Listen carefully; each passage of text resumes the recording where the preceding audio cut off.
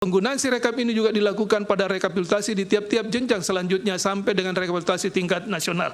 VID pasal 585 dan pasal 87 PKPU 5 2024. Proses penetapan hasil pemilihan umum nasional juga dipindai dan diunggah menggunakan Sirekap VID pasal 92 PKPU 5 2024. Bahwa pemanfaatan aplikasi Sirekap dalam proses rekapitulasi hasil penghitungan suara ini ditegaskan dalam pasal 112 PKPU 5 2024 yang menyebutkan bahwa satu KPU Provinsi, KPU Kabupaten Kota, PPK, dan PPLN dalam melakukan rekapitulasi hasil penghitungan perolehan suara dan penetapan hasil pemilu dengan bantuan Sirekap.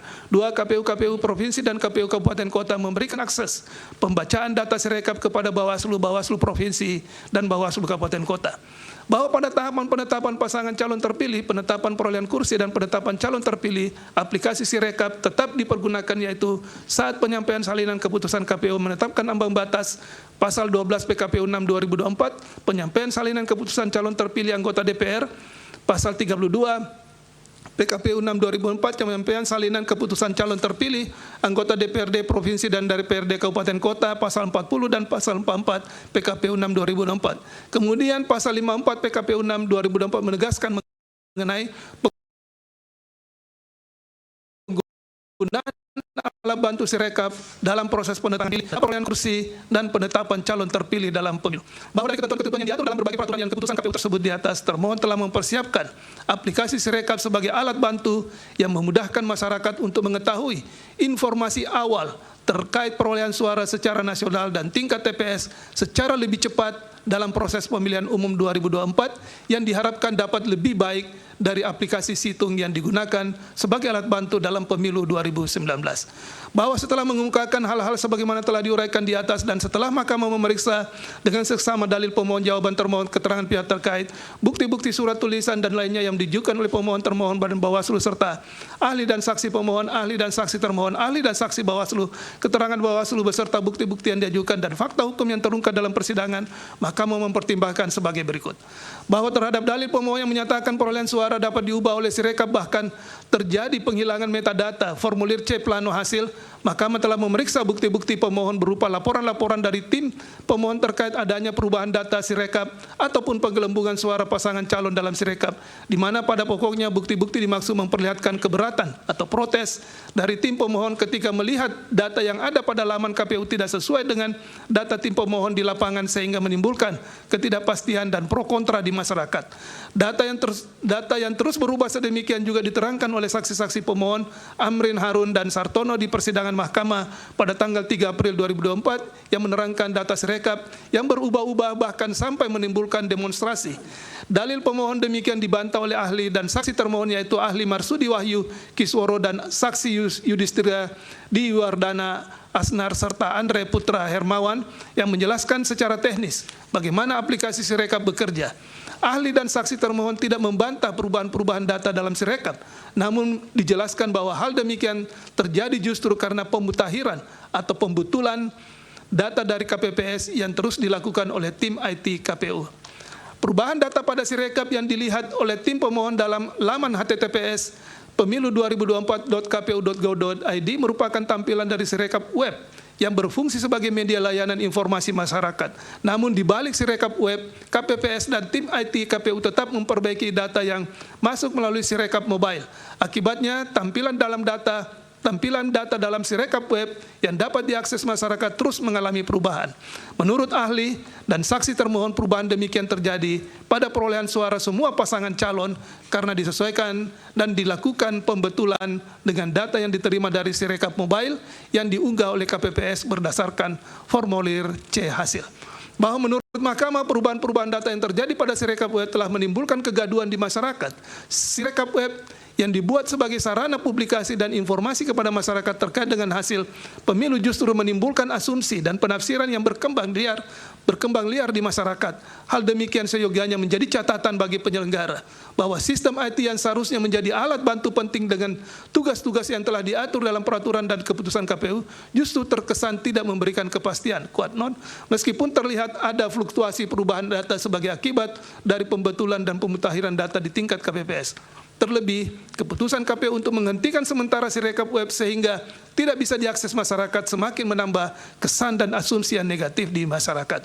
bahwa persoalan-persoalan penggunaan dan pengaplikasian Sirekap dalam proses penghitungan sampai rekapitulasi suara yang diladilkan pemohon, bahkan diakui oleh termohon, mengarahkan Mahkamah pada kesimpulan bahwa data dalam Sirekap jika tidak dilakukan validasi akan menjadi data yang kurang akurat.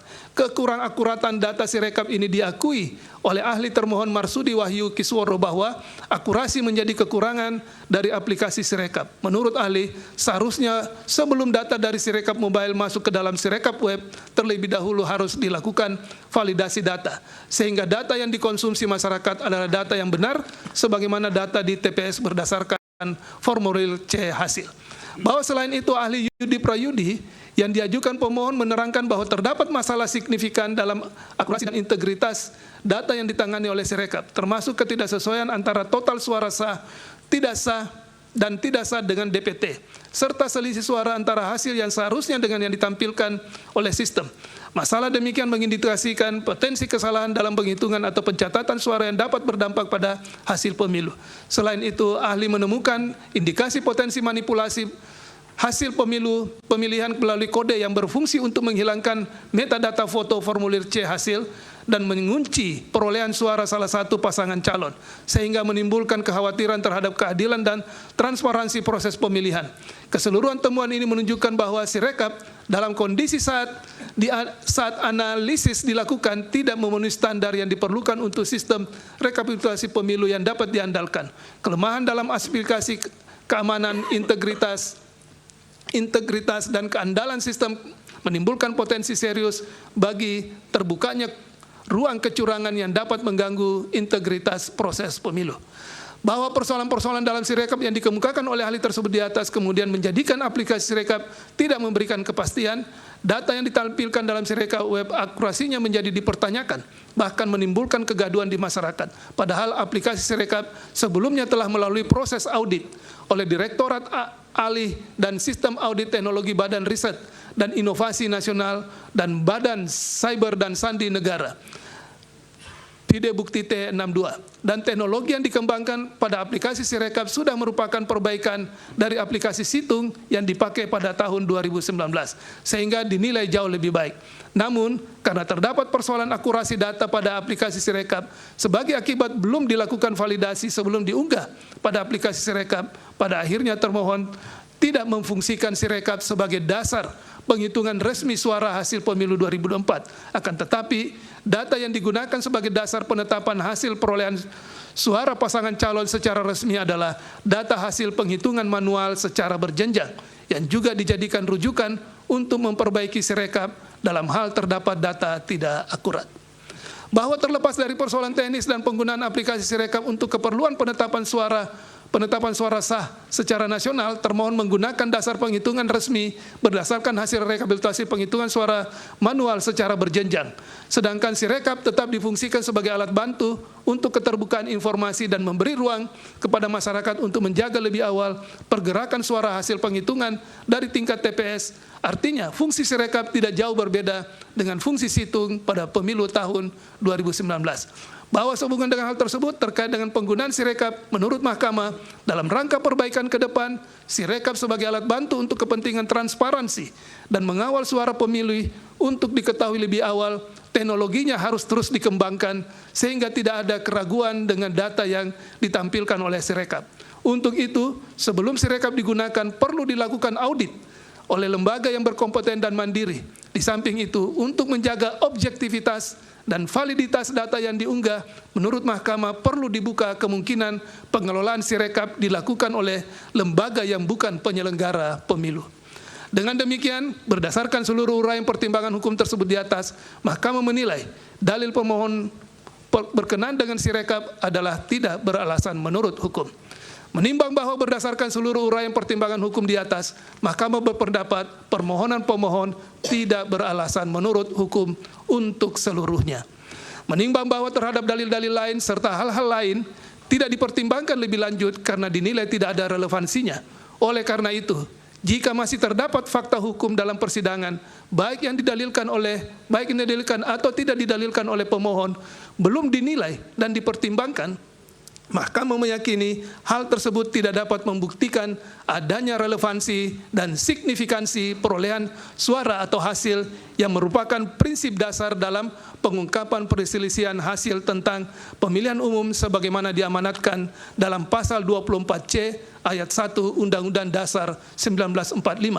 Dengan demikian, putusan yang dijatuhkan Mahkamah Ako adalah putusan yang dipandang telah tepat berdasarkan bukti-bukti dan fakta hukum dalam persidangan dan telah memenuhi prinsip-prinsip hukum dan keadilan sebagaimana dimaksud dalam pasal 24 ayat 1 Undang-Undang Dasar 1945.